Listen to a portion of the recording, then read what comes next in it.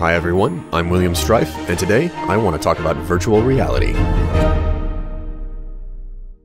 Not too long ago, Oculus, the company that successfully kickstarted virtual reality out of the obscure pit which is failed 90s technology, was bought by Facebook. This acquisition was met with no small amount of hatred. As soon as the news dropped, the community cried out.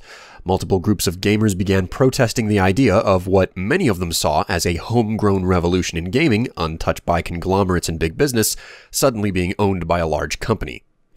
Now, Oculus being bought by Facebook is a story unto itself, and a topic which, in this fast-paced age, I'm a little bit late to comment on.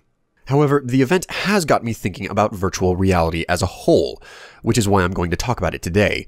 More specifically, though, I want to talk about how VR has failed and will not succeed. Now, admittedly, claiming that modern VR is a failure is a bold statement, especially since none of the display sets are even available for consumer use yet. The claim is not unfounded, though. The honest truth is, the success of any type of technology is dependent on the general populace accepting it. Thus far, no form of tech that isn't quick and easy to use has been met with open arms. A VR display requires you to mount a clunky box on your face and have wires dangling off your head. While that idea may appeal to a dedicated audience of gamers, it's just not feasible to expect a mass market to readily accept such a cumbersome and awkward piece of technology. Don't believe me? Let's take a look at a gimmicky piece of tech that failed hard for a long time until it became the driving force behind smartphones. If you look back just a handful of years, 2 or 3 before the first iPhone, there were very few touch-enabled devices. Sure, they existed, but only in the form of PDAs, tiny little pocket computers that were thick, fumbly, and required a stylus to work. It wasn't that they were underpowered, they could do plenty more than your average cell phone of the time. The problem with them was how they weren't intuitive. They had some bastardized version of a full computer's operating system shrunk down so small that you needed a special pointer to manipulate it. Back when a touch device was just an awkward, shrunken desktop computer, anybody would tell you that cell phones needed buttons to work well, and that touch interfaces would never be successful, much less intersect with cell phones. Then, the iPhone happened, and the landscape of mobile devices hasn't been the same since. It's not that touch devices couldn't work, it's that no one had come up with a way to use touch controls in a manner that everyone would both get and like. The way things stand right now, VR is very similar to this story of touch devices before and after smartphones. The technology is there, and the vision of what we want is attainable now.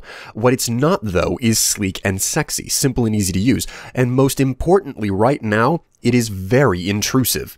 Now, don't misunderstand, Oculus is changing things in a massive way, and VR will no doubt be at least modestly successful in the niche market of dedicated PC gaming. The failure, however, is in reaching the mass market.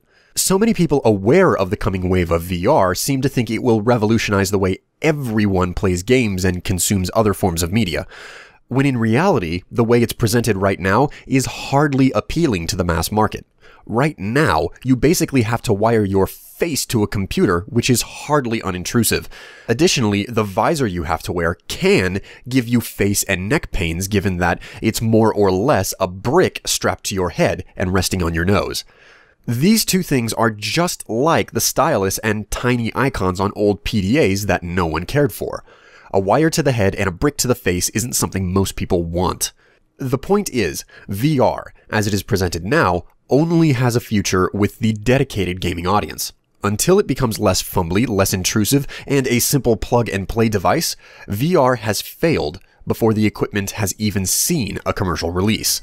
That being said, it won't stop me from getting one and having the awesome virtual experience that I want. And you know what? Since that's my case, it's good to be part of that niche market. Thanks for watching. If you have a subject or topic you'd like to hear me cover in my next video blog, suggest it down in the comments. Or, if you want to have a more detailed discussion with myself and others, you can also check out my subreddit. Links are in the description. Until next time though, this has been a blog from B10g.net, and I'm William Strife. I'll see you later.